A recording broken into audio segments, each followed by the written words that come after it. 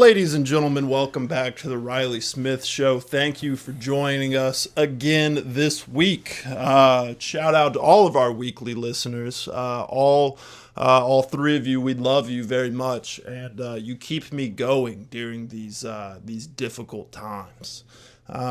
Without you, I'm nothing, and you without me is also nothing. So we have a very interesting relationship, but it wasn't exactly an exciting week in the news. Blah, blah, blah. Ceasefire extended. Blah, blah, blah. Children are dead. Blah, blah, blah. So it really wasn't. There was really nothing that I saw that I was just like dying to cover. So we're gonna do something slightly different today, and I think you'll enjoy it. I hope you'll enjoy it, but I've said some choice things about therapy in the past. I've said, this is maybe not effective and maybe not for all people. And maybe the person who is conducting the therapy is scamming you. I could get into more of that, but I've recently had a change of heart. Isn't that right, Jedediah? Who is with us off camera, as always, the beautiful, lovely Jedediah has agreed to participate in another episode. Hello. Hi, Jed. All I had to do was, perform sexual favors for him, and he agreed to be on the episode. So really no skin off my back. I would have done that anyway. All right. But yeah, so therapy.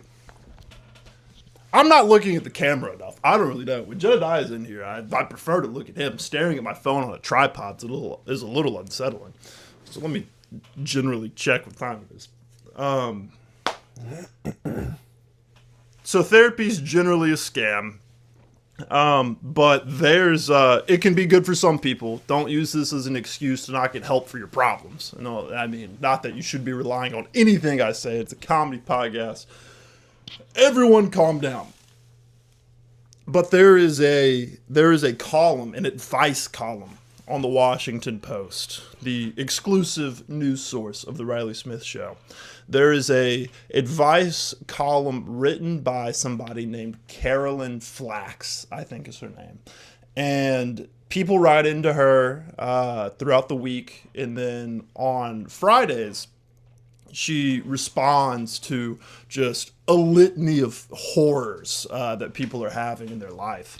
And, I can't really imagine going to somebody on an advice column with something serious.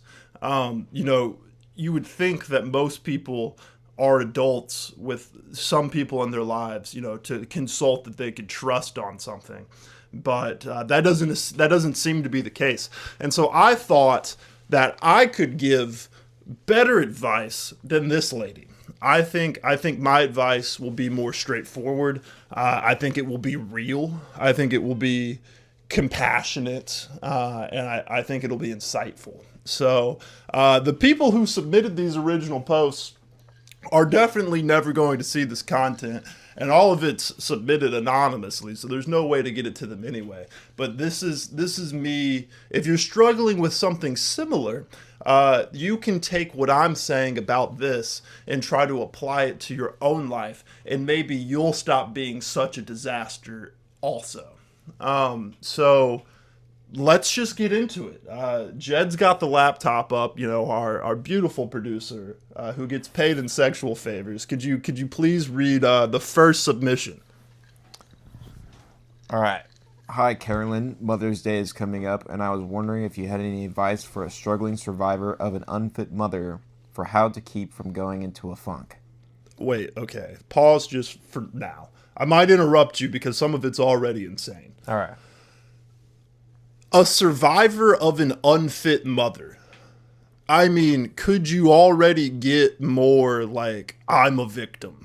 Maybe this lady's mom was horrible. Maybe her mom, beat her and abused her and tortured her psychologically and put lit cigarettes out on her skin and locked her in a closet for days. I don't know, but I doubt it. Statistically, I would say that that's not the most likely thing that happened to this woman. She might just not get along with her mom. But she's okay. So we've started with the basic premise that she's a survivor. Okay, sorry. Continue. I have tried things like arranging alternative plans, but what makes it rough is seeing happy families on the one day of the year where she went out of her way to let me know that nothing in the world that I could do would ever be good enough for her. Happy families. Who's out on Mother's Day? For Mother's Day for me, and for most people that I know, was always just a matter of like getting a candle from TJ Maxx. You would go somewhere, you would spend up to $15, and you would bring it to your mom, and she would pretend to be grateful. She would think about all of, the terrible times she had raising this hellish child, how she had to force you out of her vagina in terrible agonizing pain for you to just, grow up to be a nothing person. And you would give her a candle to celebrate that. I don't know. There's not really just, a swarm of happy families out on Mother's Day. So like, how could this be that hard? Is there more to this question?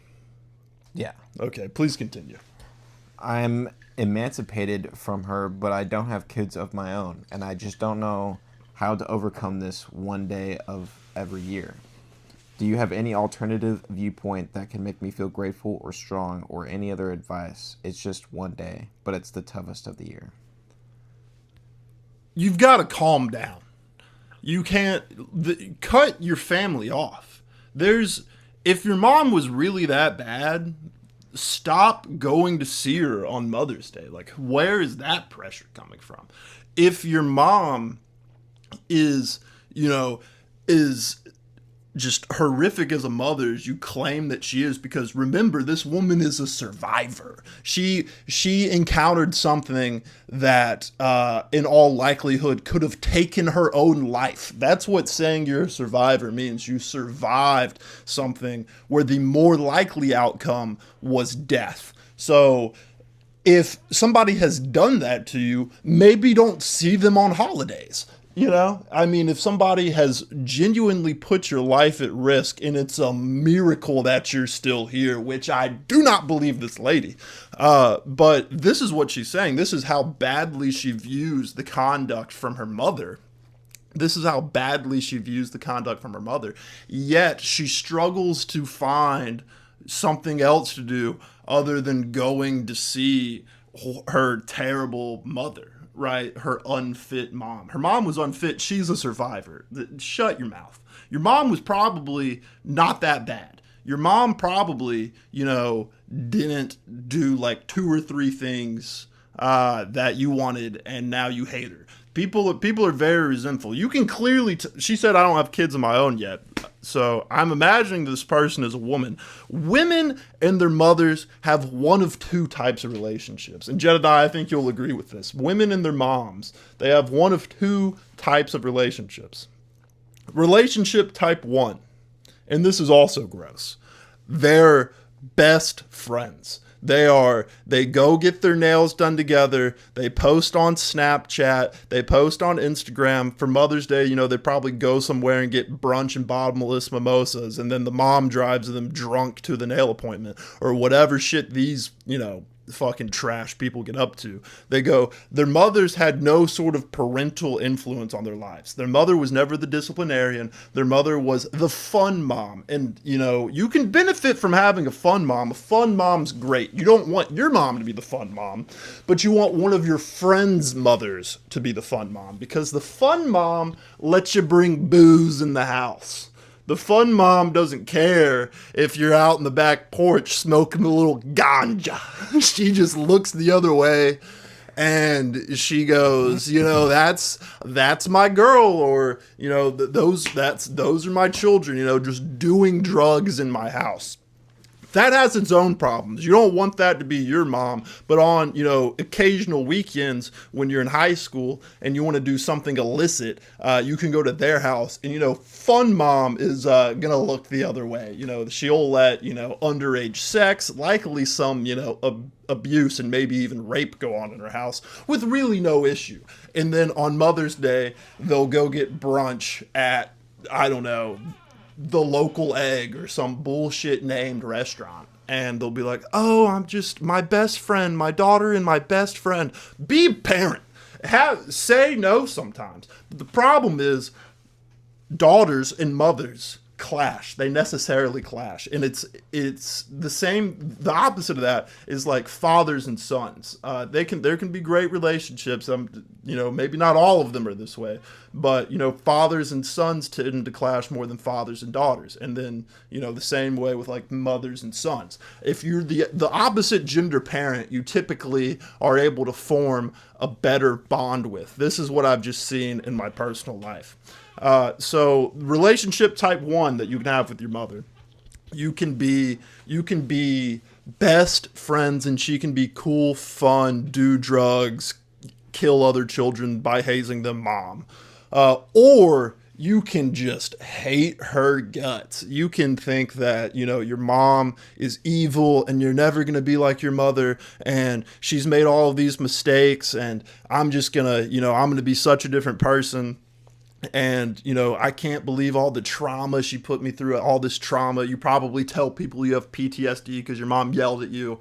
That's probably who this lady is. And, so you can have a very broken, irreconcilable relationship with your mother. Or you can continue this facade that they're even still your parent and, really they're just like your friend because they're scared to tell you no because they told you no once as a kid and you started screaming in a grocery store and they had to corral you in with, help of the workers to keep you from ripping things off the shelves. And the mom said, well, I'd really like for that not to happen again. So I guess I'll just never tell her no again. And then you create your own monster. These women typically have vanity plates on their cars that are too expensive that their mothers purchased for them behind their father's backs, or they have no father. But somebody did not stop that purchase, and now they have vanity plates and sparkles. They have like probably the little, license plate square box. What the fuck is that called? I don't really remember. And that's like bedazzled, and you're walking around with a couple of just, ill-forming tattoos that look gross on you, and you smoke cigarettes here and there, but you try to hide it from most people unless you're drunk, and you go, my mom's my best friend. That's also bad. This other one you probably actually learn more from and end up being a better person because you were taught lessons through discipline. But apparently this lady's a survivor. And like I said, she very well could be, the survivor of some extreme abuse. But if you're oscillating between, should I go, see my mom on Mother's Day? It's just so hard. Or should I do something else? It's the hardest day of the year. All the other families are just so happy. I mean, I doubt that you were beaten with the butt of a gun. Like, that probably wasn't the type of abuse that you experienced. So you may be thinking to yourself, Riley, that was a lot of nonsense. What's the actual advice to this woman? My advice to this woman is, if you're serious about, being a survivor, never see your mother ever again and stop thinking about it and, go on a hike and leave your phone in the car. That's a bad idea, actually. Don't go on hikes and leave your phone in the car. Isolate yourself from the normal world somehow. Go see back-to-back movies, get drunk, and then, fall asleep at like 7 p.m. just very intoxicated in your bed. That would be my advice for how to keep your mind off of it. And, just don't associate with your mom anymore. Why is everybody, no matter whatever their parents do, they're like, oh, I have to, keep a relationship with them. Stop that. Stop trying to pretend that your parents mean something. They really don't. Beyond 12 years old, they really don't. When you can, take care of like your basic bodily needs. You need to stop pretending that even if your mother, beats you within an inch of your life, that you should still be bringing her flowers on Mother's Day. That's not healthy. So that's my advice. We're going to compare that now to Carolyn Flax's advice. Jed, could you go to the next slide and see what Carolyn Flax's advice is? Yeah, so she responds with, I was going to say it's every year, which means you overcome this every year. This day, every year, sorry. But I do take your point. You're tired of being miserable. I would also think you're tired of the energy suck this day has become, All right. too. Let's stop there for a second. Pull it together. Why are you bitching so much about Mother's Day? It's not that hard. Do something else. I often, I have to set a reminder to just fire off a text to my mom. I love my mother. Thankfully, I don't consider myself a survivor of my mom. But why is Mother's Day such a big deal? Oh, the energy and the trauma and the sad. Shut up. Pull it together. Stop complaining and stop, patting this woman on the shoulders and saying it's going to be okay. Be an adult. Sorry, go ahead. Part of this issue is always going to be the space it takes up in your mind. Just by comparison, I am not affected by Mother's Day, even with my own sad mom story, and seeing happy families just isn't a thing. So I don't think it's there if you're not looking. It's certainly not oppressive to Christmas proportions. She's making a good point. Carolyn makes a great point. She goes, you must be seeking this out on your own. All this happy family talk. Christmas is definitely, that's the big family holiday, right? Where you go and your mom's there or whatever. A lot of your family's there. You do a bunch of different events. Mother's Day is like, you can take it or leave it. Who the fuck? Why are we tripping about Mother's Day? Is there any more to that? Yeah. All right, keep going. So I think your answer might be in a certain degree of set it and forget it acceptance. You will struggle with this day, so your best hope is to keep the struggle as small as possible and as sweet for you as possible, so you can fix something to your calendar every year as your routine that makes the day go by relatively painlessly. Whatever fits the description is the winner. By the way, anyone who fits this description went out of her way to let me know that nothing in the world that I could do would ever be good enough for her. It's always about them. Like what? They're freaking royalty. Okay, a lot of that didn't make sense, but I think her point is you got to figure out something else to do, and it's not that bad. So, I think her and I essentially gave the same advice. I think I said the same thing that she said, just less succinctly and less politely. But yeah, it's not a big deal. Do something else. Do you have any advice you would give this woman? Nope. Fair enough. Moving on. All right, let's go to the next one. This we may have to figure out how to fill more time in this episode. I don't know. We have 4 of them. But I'm not going to just drag one of them out as long as I possibly can to fill the hour. So, we'll see what happens. Those are my true thoughts on that. So, let's go to the next one. I don't remember what the next one is. I just cannot be the bigger person right now, and I'm feeling very small and stupid for it. I dated P for nearly 5 years. Okay, so she's saying, or he, I think it's a she. Most of the people that respond to this are women. That's not an insult. It's what I've seen. So she's saying she dated P. So that's a pseudonym that she's giving this person. Okay. For nearly 5 years, the ages 22 to 27, got engaged, and P broke off the engagement. It was not what I wanted, but I do think we handled it with mutual respect. I cried a lot. I grieved that relationship for a very long time. good friends, including B, helped me through it. Okay, so we have another character. So we've got P and we have B. This person dated P. They got engaged. P broke it off.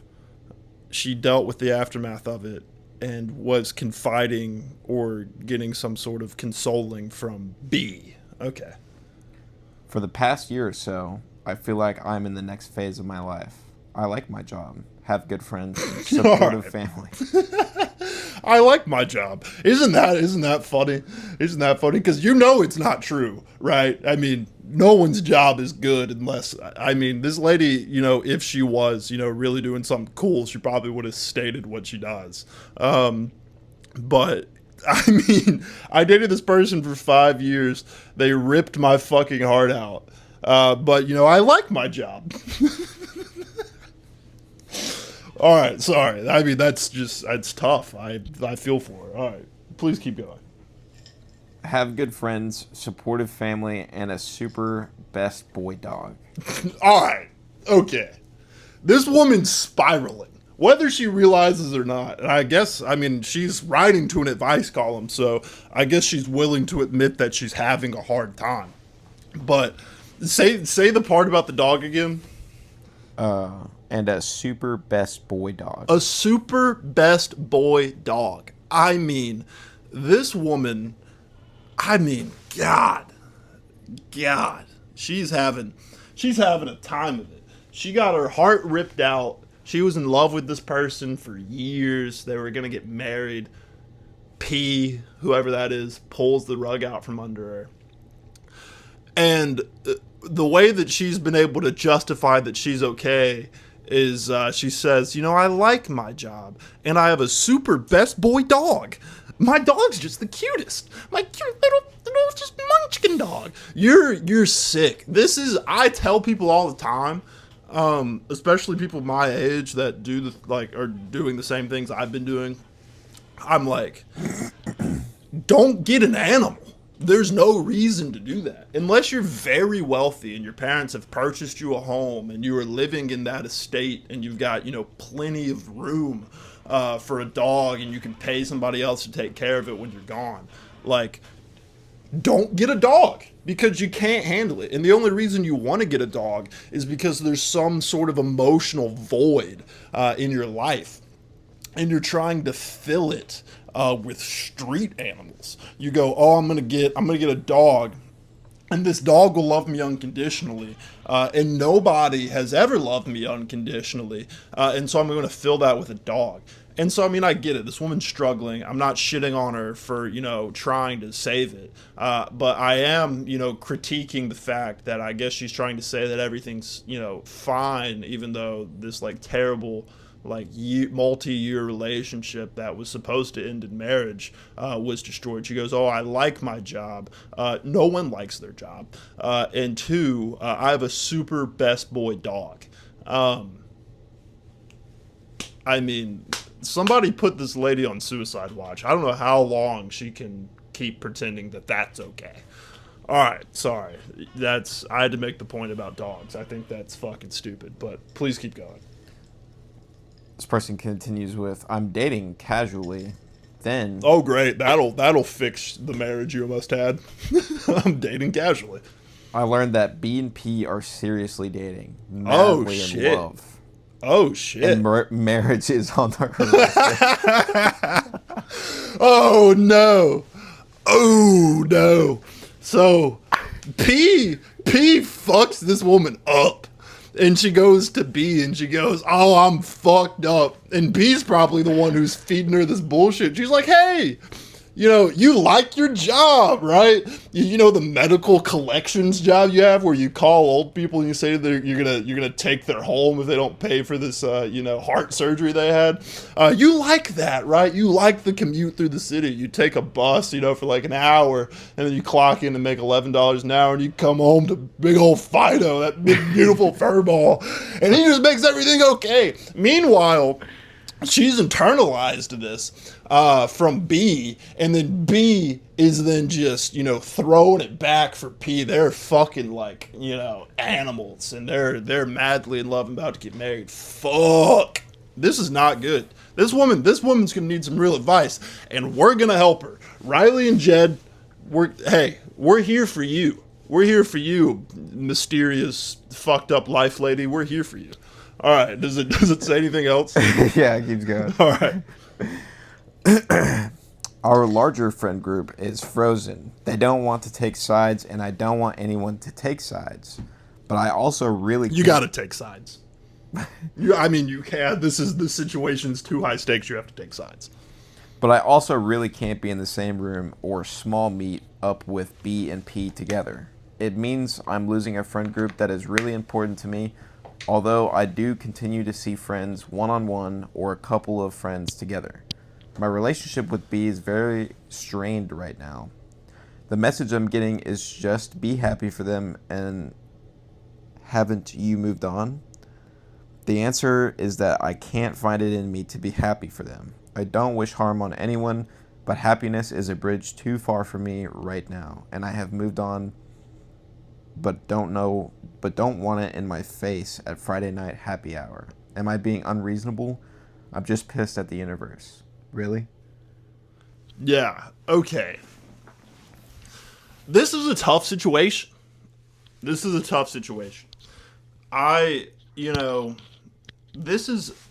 why I give people this advice.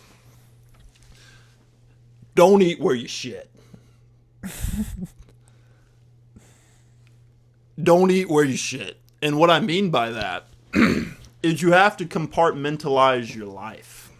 You have to compartmentalize your life. You can't have, your group of friends, and she's probably got like 30 friends. And we've talked about this. That's also unhealthy. Maybe shrink the group to the necessary people, and the necessary people probably aren't the people that are, happy that your friend's fucking your ex. But shrink the friend group. And you're probably going to have to like move to another place. There's really not a lot of other ways out of that. Does it say at the beginning how long ago they broke up? Does it say like a few years ago they called it off or something? Dated for 5 years. Does it say how long ago P broke off the relationship? No. Okay. All right. It's worse if like they broke it off like 6 months ago and now it's happening. It'd be less bad if it was like a few years or something like that.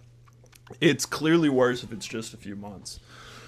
But yeah, no, I think you have to take sides if you're in this friend group, right? There's got to be the people that are, okay with that relationship. And maybe that's most of them. Maybe, you're thinking it's fine to, be, okay with this. But this woman's life was, horribly upended through a relationship that like defined essentially her entire adulthood. And then now she's having to watch the friend that consoled her through her grieving of that relationship just put out every night for her ex. That's hard.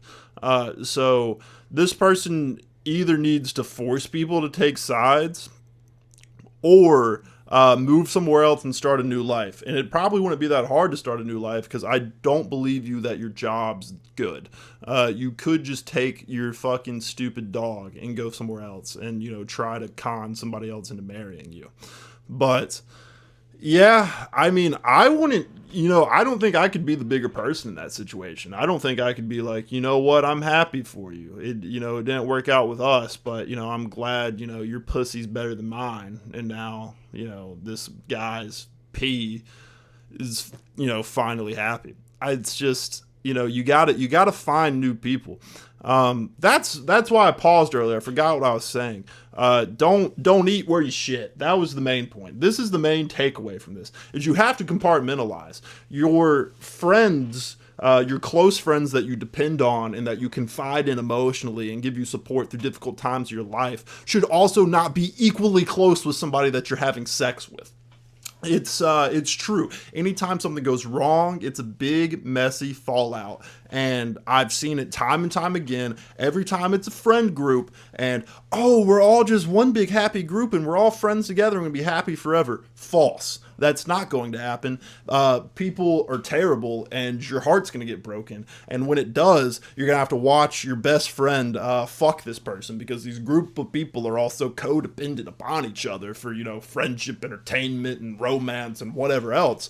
And so everybody's just going to be fucking each other and you don't want that. You want to separate it. If you're out there and you have a significant other, and you haven't already, made the mistake of fully integrating them into every other important part of your life, try to keep that from happening. I'm not saying don't ever have them cross paths, but maybe y'all go out a night every month, or maybe you have a dinner or something like that. They should know each other, your significant other and your close friends. They should know each other, know of each other, maybe have met, several times.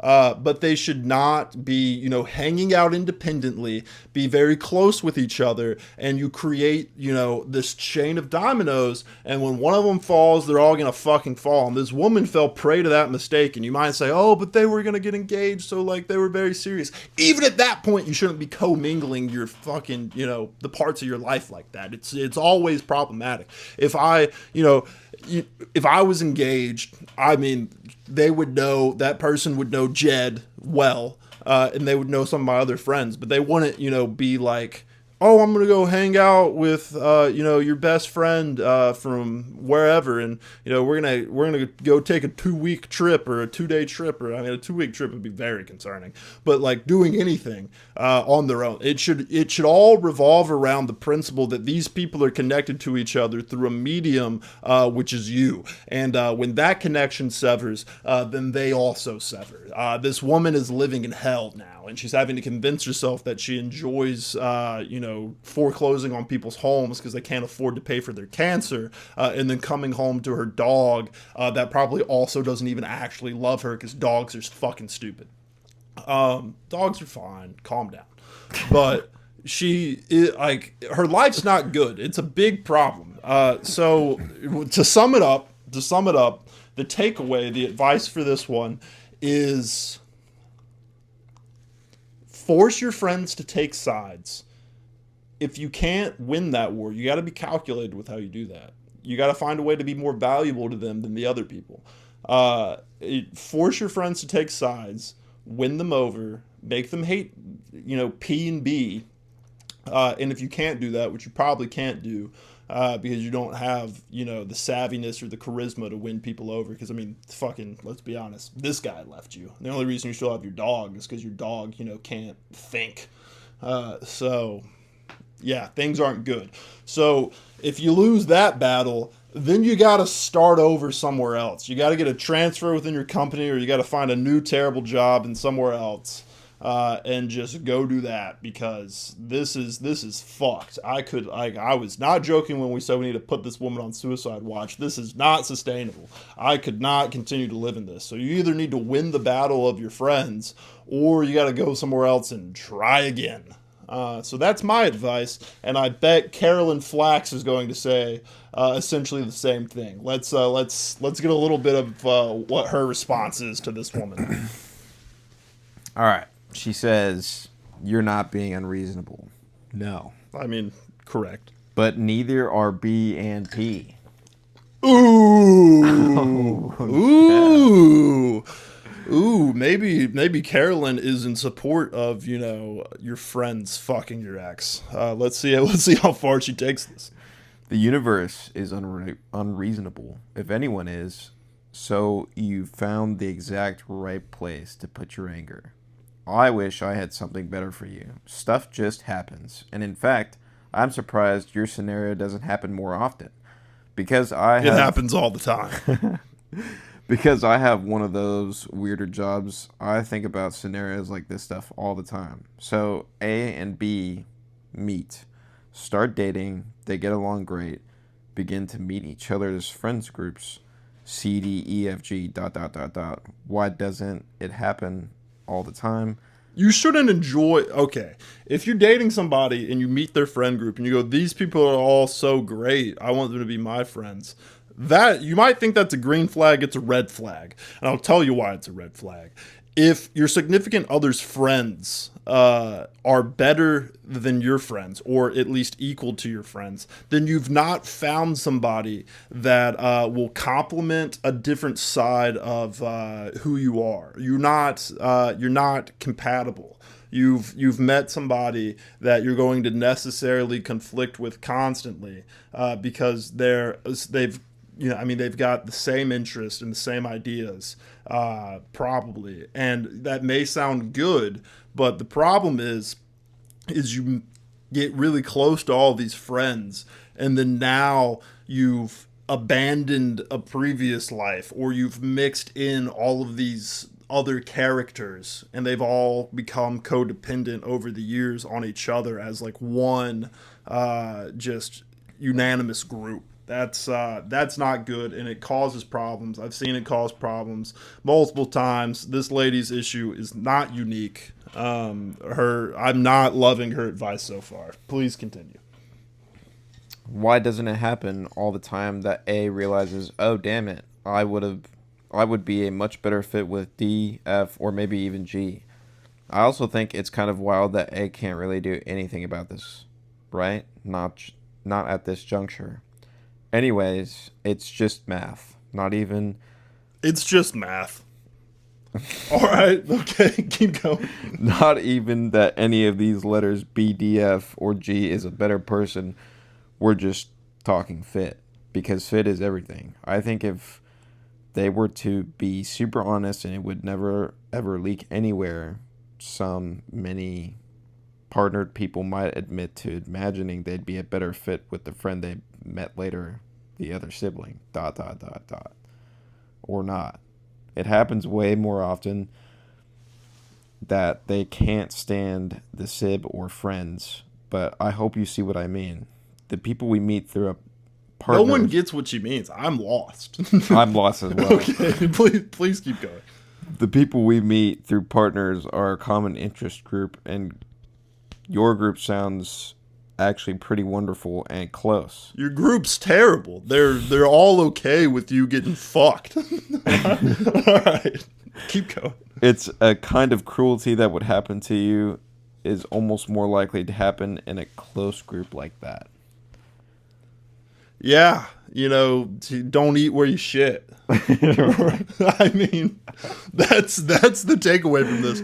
Unfortunately, so problem number one, our advice on the Mother's Day issue, I think was, pretty synonymous. I think Carolyn and I were on the same page. This time, I don't think we're on the same page. Her advice was essentially, I can't believe this doesn't happen more often, and it's actually, good.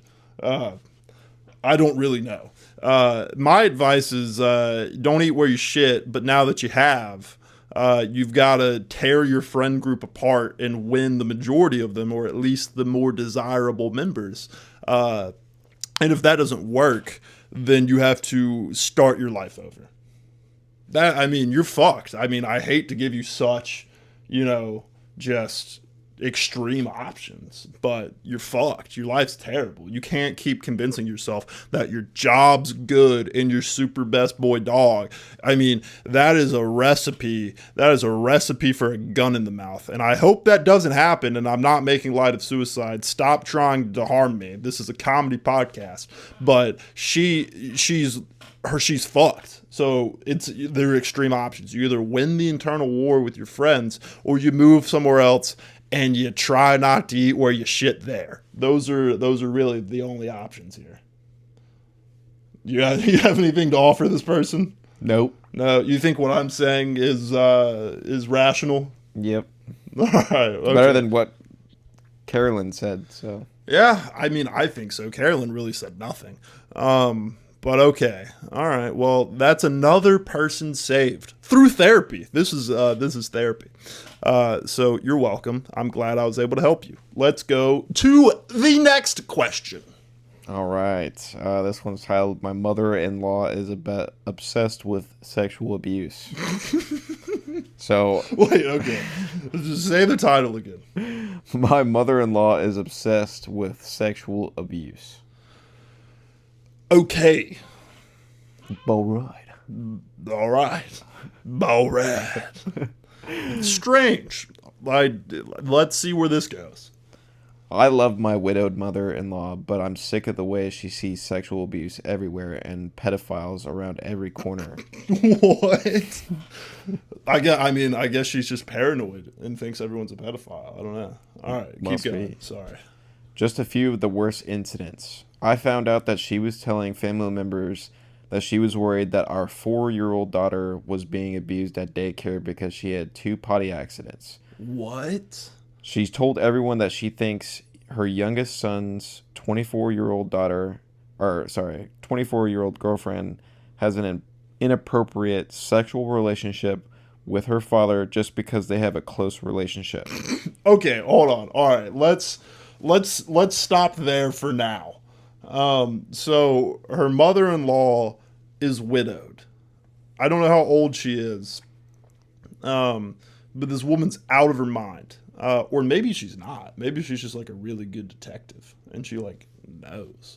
And can you blame this woman for being paranoid? Because everything in the news for like years has just been like everyone's a pedophile, everybody rapes children.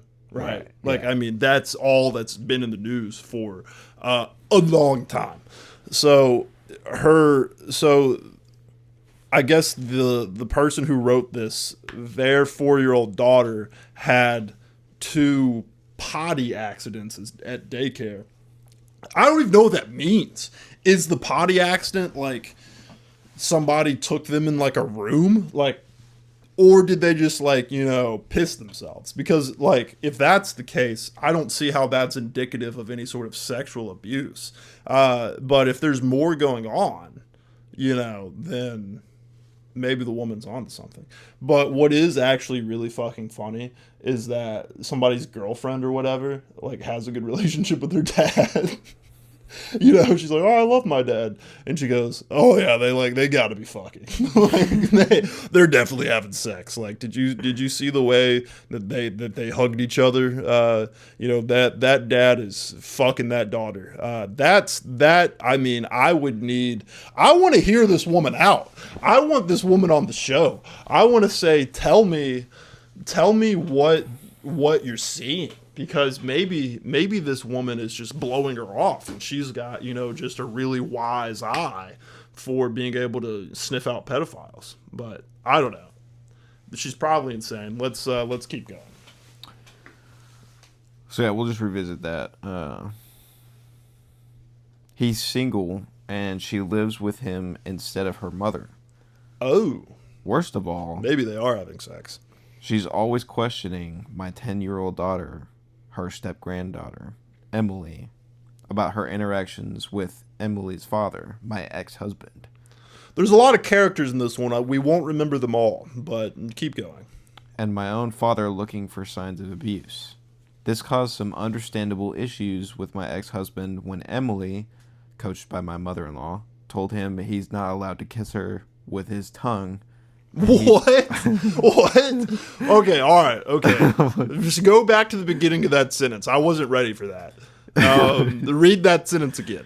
This caused some understandable issues with my ex-husband when Emily, coached by my mother-in-law, told him he's not allowed to kiss her with his tongue and he better not touch her private area.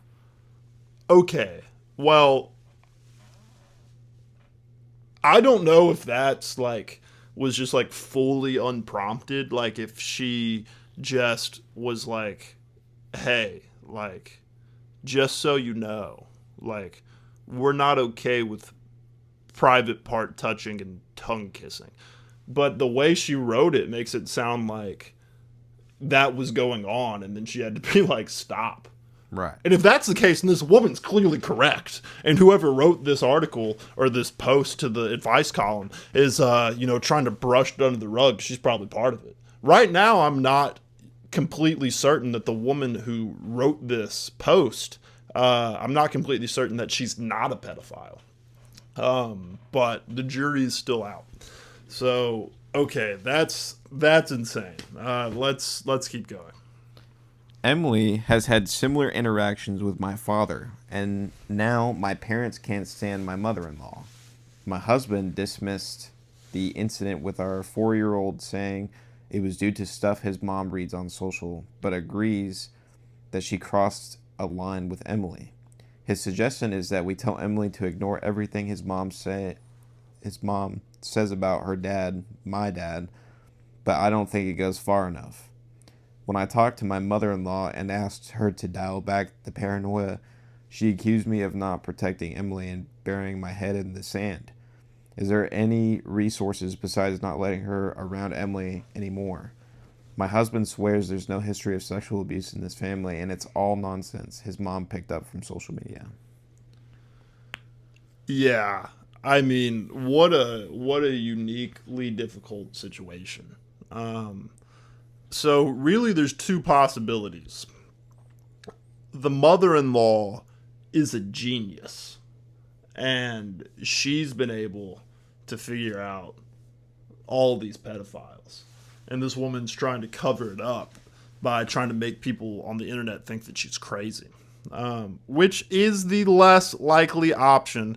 I'm not accusing this woman of, being an accomplice in pedophilia. But I will say that I'm not certain that she's not.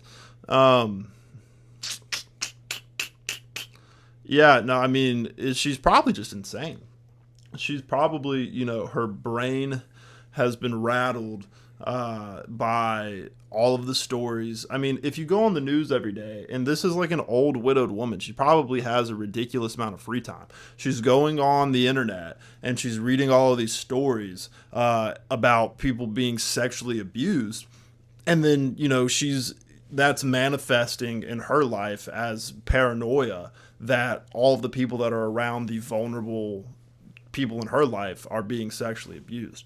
And so, I mean, I think this woman's just, paranoid. I mean, if she's asking what to do about her 4-year-old daughter, you gotta keep her away from the woman. You want to make sure that she's not being sexually abused, and it sounds like this woman would do a really good job of making sure that she's not being sexually abused, since she thinks everybody is a rapist or a pedophile or both.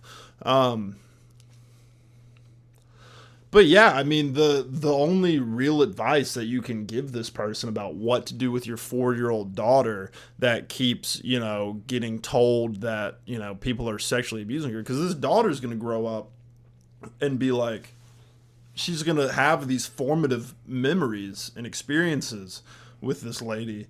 And she's going to be like, oh yeah, like my entire childhood, I was scared of getting raped. Like, that can't be good for your, psyche as an adult. That can't translate well. That can't possibly be productive. So, I mean, the only real advice I can see to offer this woman is double check that, your mother-in-law isn't right. Do your own investigation. And then if you determine that, your mother-in-law is right, you owe her a big apology. And that may still not be good enough. But if you determine that she's wrong, then you got to keep the 4-year-old away from her. You can't have the 4-year-old constantly in fear of, being sexually abused. That's not healthy. That's not productive. So those are really the options. That's my advice. Let's see what Carolyn has to say about this. I mean, fuck. I don't even know what you say. All right. First, your mother-in-law can't be around kids. Maybe not at all. Certainly not unsupervised. Okay. Yeah. All right. So Carolyn's getting down to business. Thank you, Carolyn. Friend of the show. Friend of the show. This is horrifying. Yeah. Even if, for the sake of argument, she has a point, there are ways to handle this. What do you mean, for the sake of argument, she has a point? If she has a point, people are getting raped. All right. Sorry. Go ahead.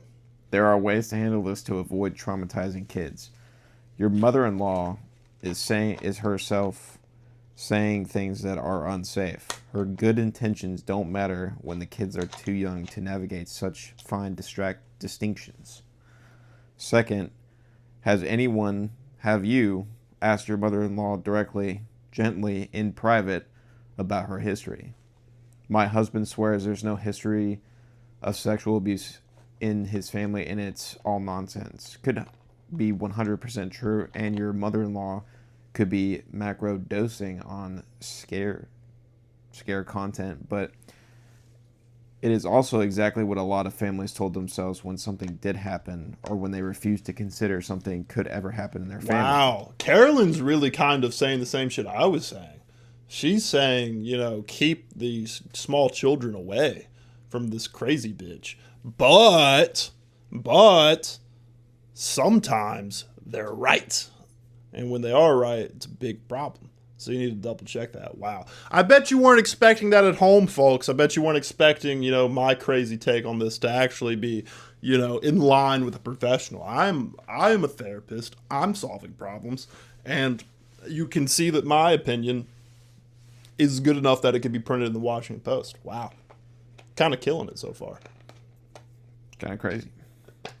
It is a total mind fluff for sure, but especially given how far off the deep end she has gone, it is absolutely worth exploring to the extent you responsibly can. A call to Rain is in order to talk this over, both how to talk to your mother-in-law and how to handle your deep end dive. Till it is sorted, your answer to her is this: I'm protecting my child. It is my job, and there are ways to do it. Being afraid of everything and having other relatives step in is actually counterproductive. Not to persuade her too far gone, but to draw your line clearly. Woo. How did it end? Woo. Spell that. WHOO. Woo! What a weird way to end that. Oh, hopefully your kids aren't being raped. Woo! What? All right. So other than that strange way that the post ended, I think that I was, mostly correct. I guess we could both be wrong, me and Carolyn, but two great minds like ourselves, I doubt it. Yes, not good. Not a good situation. Her mother-in-law seems paranoid, but there's a small chance that she's actually a genius. And you need to verify whether or not she's a genius. And if you determine she's not a genius, you got to keep the kids away from her. You got to tell her, hey, grandma, hey, Grammy, you keep talking about, child molestation around my children. This can't keep happening. You're scaring them. We're trying to have a good, Mother's Day dinner, and here you are, whispering in their ears like, don't let anyone, molest you. So that's unsettling. That's not good. So we're kind of 3 for 3 right now. First one, we agreed, Carolyn and I. Second one, I was clearly right. Third one, we agree again. So this isn't bad. This isn't bad. I think we're learning a lot about my ability to be a problem solver and a therapist. And I think we're learning a lot about people whose lives are not good. So I think we have one more. So let's go to the last one, and hopefully it's good. All right. Thank you for reading these, Jedediah. I know that they are kind of long. I don't expect this to be the... this isn't going to be the format going forward. I just, I was going to spare you all me trying to break apart the nuances of these like shaky temporary ceasefires across multiple nations about a war nobody even really cares about anymore. I was going to spare you of that and talk about this because I came across this while I was trying to search for something remotely interesting to talk about. And I was like, some of these people are fucked. So that's more fun in my opinion. So we're on to the last one. Jedediah, hit us with that. My daughter's 25 years-old brother-in-law, Jack, has extreme issues around food. Wait, sorry. Her daughter's brother-in-law? Yes. His name's Jack. Right. Okay, sorry. The other one had so many characters. I cannot keep up with all these characters. Yeah, it was kind of crazy. The first time I had my son-in-law's family over for dinner, I served devil's food cake. Devil's food cake? Which I had been told was their favorite dessert. What is devil's food cake? I don't know. Should I look it up? Yeah, do a quick Google search for devil's food cake. Okay. This is riveting broadcast, people. You know it is. I'll put up a picture right here of devil's food cake. Whatever Jedediah is about to find will be right here. So, if you're going audio only, now's the time to open the app and look at the picture, because you're about to learn what devil's food cake is. All right, show me. So, it just looks like chocolate on chocolate. Right. The description is devil's food cake. This clearly can't be like the heart of the issue, right? But devil's food cake is a rich, dark, and intensely chocolatey cake known for its moist, fudgy texture, achieved through a higher proportion of cocoa, baking soda, and often ingredients like sour cream or coffee to deepen the flavor and color. It's considered the opposite of light angel food cake. All right, so I guess angel food cake has an opposite, and it's devil's food cake. Ha ha. Aha. The opposite of the angel one is the devil one. Ha ha ha. Alright, so it's chocolate on chocolate cake. Shit's rich. Alright, so she made that, and she probably fucked it up somehow, is my guess.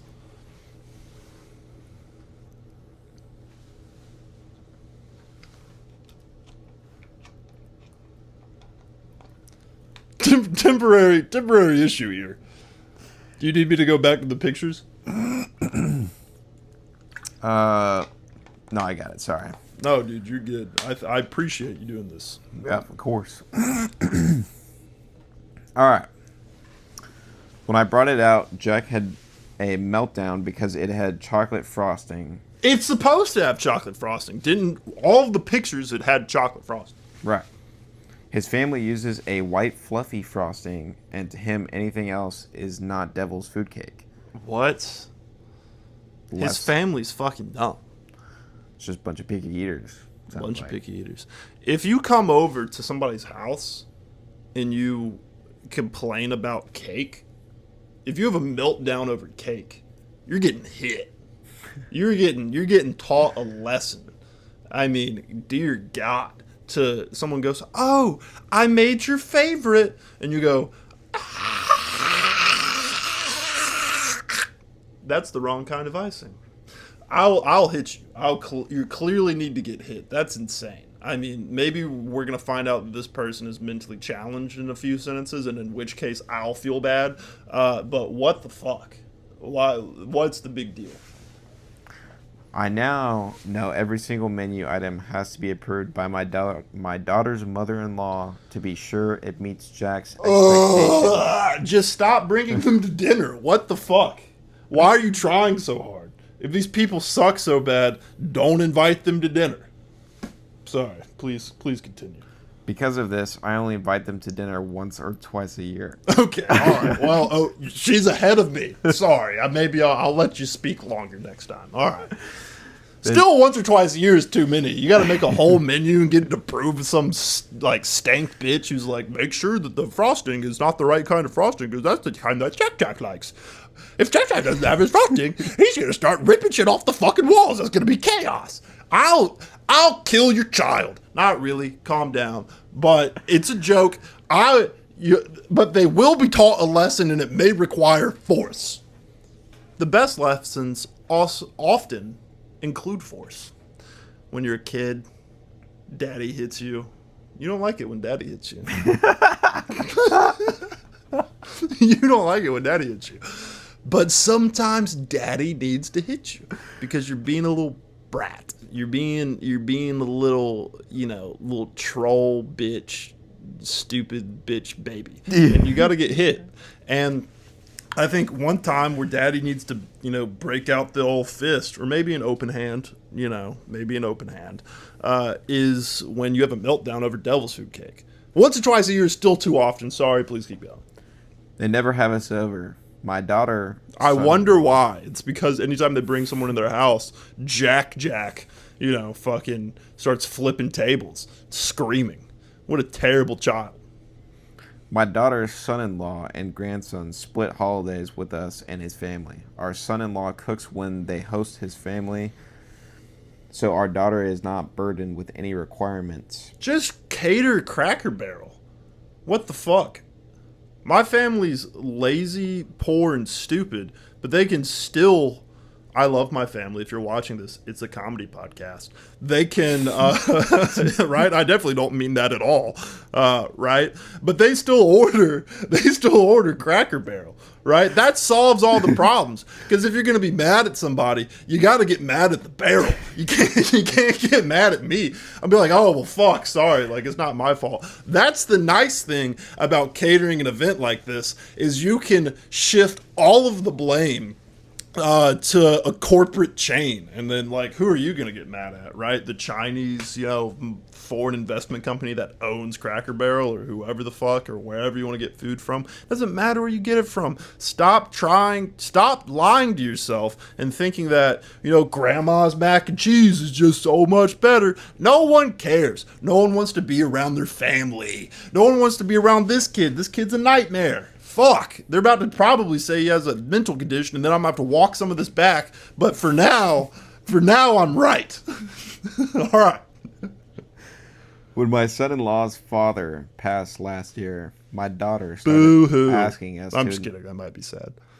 My daughter started asking us to invite Jack and his mom to all of our holiday meals. Dear God. My son-in-law thinks cooking a big holiday meal for just the four of them isn't worth it. Yeah, get Cracker Barrel, stupid pussy. Get Cracker Barrel. For us, this would mean omitting every item that Jack considers wrong or unusual. He gets upset if what I'm serving isn't what he thinks belongs on the holiday, or is the right version of mashed potatoes or Caesar salad, or... Oh my God, hit this kid with a crowbar. This kid sounds like a nightmare. Holy shit. Or bread, stuffing, and so on. We don't want all of our holiday meals dedicated by the relative of a relative. What if this kid's right? What if these people make like just shit fucking food? What if like all the food's terrible and the only rational person is Jack? Right? And they're saying he had like a meltdown, but like really it wasn't a meltdown. And Jack was just like, hey, like this isn't devil food cake. Like it's good though. Like, thanks. And they go, oh, he had a meltdown. Or he goes like, this, chicken is like raw. Like, I can't eat this. It's like clearly going to get me sick.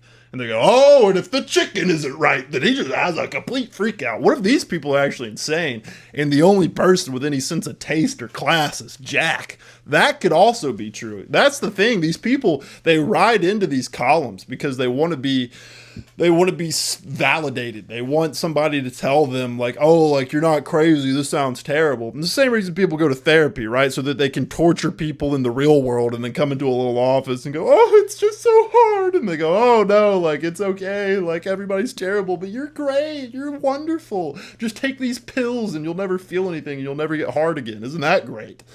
So therapy is also a problem. Sometimes it's good. Get help if you need it. I'm not telling you not to, but maybe Jack's right. Let's keep going.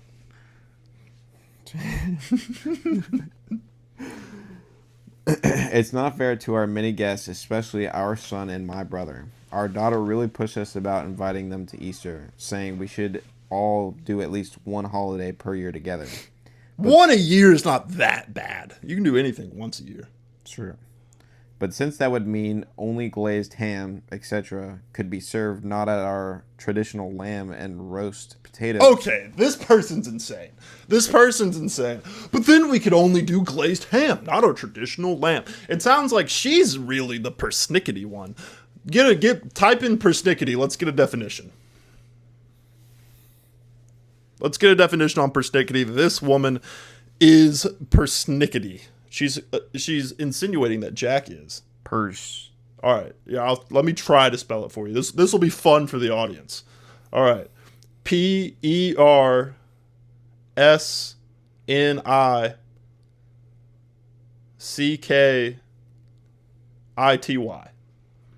Close. Okay. Persnickety is an adjective used to describe someone who is fussy, overly particular, or fastidious about small trivial details. Yeah. Perfect word. This bitch is persnickety. She's a persnickety whore.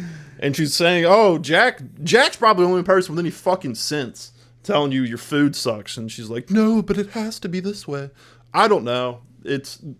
We're still deliberating. Is there more to this? Yes. All right, let's keep going.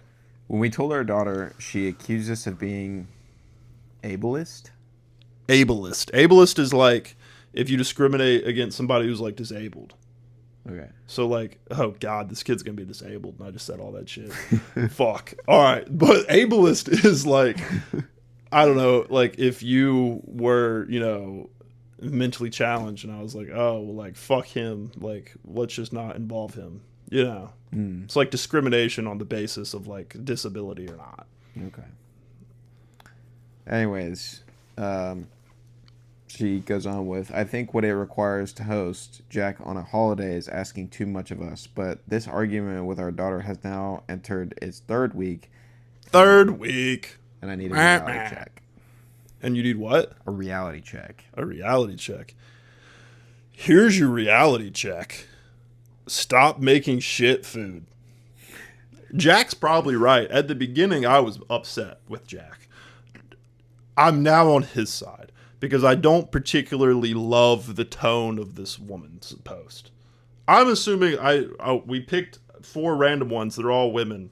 I mean, it's a small sample size, but I mean, you tell me. I don't know, dude. I guess, let me think. What's the real answer here? Because you're paying top dollar for this content. So let me make sure I give you the right answer. Never talk to them again. That's the answer. The answer is, if it's such a fucking pain that you're posting this long-ass thread onto an advice column on the Washington Post, then maybe, it's not worth the time. And you can just be terrible. You get to pick who you want to be around. You don't have to, be associated with these people. You could just say, hey, Jack's a fucking lunatic. The next time he comes over here and complains about something, he's going to get hit. So unless you can promise me that's not going to happen, please never come over again. So I think that's probably what you have to do. But in the alternative, your reality check might be your food's shit and you're a bad cook and everything you make everyone hates, and the only person that has, the audacity to tell you that your food shit is Jack. And maybe he's got a few points. So maybe, have other people that aren't related to you try your food. And if it's terrible, then Jack's probably right. But if they go, oh, it's okay, because everybody's food's just like okay. Stop pretending that your family dinner is just this beautiful culinary accomplishment. It's really not. Eat that, and if people go, oh, well, like that's whatever, then Jack's probably should just keep his mouth shut. But if it's so bad that it makes people just vomit, then Jack's probably right. But Jack is likely incorrect. And you should just not deal with him ever again. Just be like, no. Like, I'm going to hit him the next time he opens his fucking mouth. Don't bring him here. So that was my advice. I think it's unlikely that Carolyn agrees with me. But let's get her take on this one. All right. Yes, you are being ableist. What? How are you Did not? they say the kid had, like, a condition in the post? Nope. All right, so Carolyn starts off with saying, you're an ableist. That's a strong start. Yeah, she says, how are you not? you're choosing your menu items over a human guest just because the guest has OCD.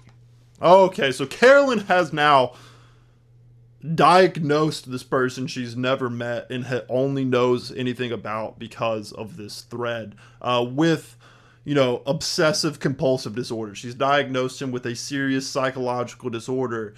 Great. All right, please continue. But how about we drop the finger pointing and approach this from a different angle? Oh, wow, Carolyn's pissed. I didn't expect that. All right, keep going. Jack's extreme issues around food do have a clinical diagnosis in the OCD family. God, what is she, a fucking doctor? Fuck, shut your mouth. I hope this, at least for his sake, so he is getting some appropriate care towards mitigating the anxiety. Just smoothing his environment for him will only keep his world small. Anyway, my point is that the extreme manifestation of anxiety, so it is a health condition, a disability. Two general things can be true at once. What in the world? What in the fucking world? What is she talking about? No one said this. No one said this. Keep going. In that case, that you never want to exclude someone because their disability makes hosting them too difficult, and that some circumstances of the accommodation can make hosting too difficult. No one cares. Stop having family gatherings. Order Cracker Barrel. What the fuck? You know how you could solve this? Oh, I'm Carolyn Flax for a moment. Let me pretend, to get paid by the Washington Post. Order Cracker Barrel, you dumb bitch. You're welcome. Problem solved. I'm thinking too difficult as in housing with too many stairs, though not we prefer lamb to ham. Yeah, I prefer lamb to ham. I mean, fuck. Yeah. Yeah, I mean, that comment is kind of what turned me against the author. And either way, you always try to go to plan B, like hosting at a neutral site or breaking tradition for 1 year. Because really, is it the food that you're celebrating on Easter? When you get rid of finger pointing, you trade defensiveness for let's solve this. That clears the path to reconciling the two things. You can say, of course, Jack belongs in at least one holiday a year together, but you alone can't be responsible for all the food details. Or you'd rather it not be Easter every year, so you Order Cracker Barrel, you dumb bitch. Sorry. so you get to have your lamb sometimes or whatever. In other words, you say a conditional yes and make an effort to be flexible in your condition instead of... I think there's more to this, and It's fine. We've heard enough. Yeah. That went on forever. that was too much. That went on forever. Carolyn, you can't unpack everybody's psychological issues. Also, my use of these pejoratives for people, it's a joke. It's not serious. I'm sure these are all fine people, so don't try to come at me with that either. No one's doing that. But I mean, God, some of you are despicable. But she self-diagnosed this person, or I guess not self-diagnosed, but she diagnosed this person, Jack, with OCD, called this woman an ableist, and was like, you should make whatever he wants. That's clearly not the answer, right? Right. Yeah, that's clearly not the answer. You can't, capitulate, which is another fun word. You can't just give in to some child's demands that use a certain kind of frosting. I did not like how persnickety she was about the lamb and the ham. Lamb, ham, yams, potatoes, tomatoes, corn, whatever that is. That's a good video. I did not enjoy how persnickety she was. But it's her house. She's making the food. If you don't want these people to come, you just stop talking to them. You're going to piss somebody off. But it's better that this passive-aggressive shit is what the bigger problem is. Draw your fucking line and be like, I'm going to hit this child if he opens his, dumb fucking mouth one more time. about my food. Like, I mean, I'm not going to take it. They would probably respect you more for that than like being weird about it and being like, it's just so much work and I really like lamb and he doesn't like lamb. Like, that's weird. Just say, like, shut your fucking mouth. You have to be forthright with these people. You can't just, the fucking teeter-totter on some bullshit point of like what the right kind of frosting is. God, all right. This person's problem was the stupidest problem. So, I mean, good for them. I hope, I really do think that we've solved all of these problems. Let's recount what we learned. Stop caring so much about Mother's Day. It's a nothing holiday. All right, it was invented by Hallmark to sell flowers and cards and chocolate. Okay, it's not real. Calm down. If you want to stop seeing happy families, get drunk, watch a movie, pass out. Yeah, happy Mother's Day. Number 2 was fuck. What was number 2? What was the second one we talked about? The second one was the sexual abuse, right? Yep. The crazy sexual abuse lady, or was that the third one? It was one of those. Fuck. All right. It's not a great production. I'm sorry. But the sexual abuse lady, make sure she's not a genius and the greatest detective of all time.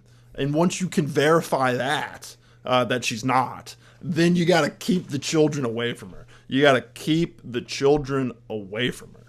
Okay. P&B. P&B, I think, was the second one, right? Yep. P&B. Don't eat where you shit. Don't do it. Don't do it.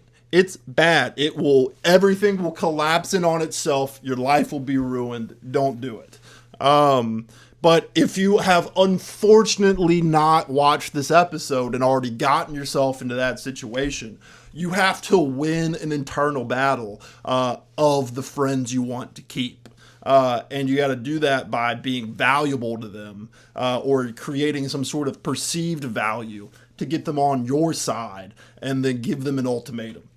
That will likely not work, and some would say it's psychotic. But you've put yourself in this position. Sorry. So pull that off. And if you can't, then you got to go live somewhere new. You got to start over. Your job's not that good and your dog's mobile. So fucking go somewhere else. Try to make new friends. Maybe these new friends won't fuck people that you try to marry.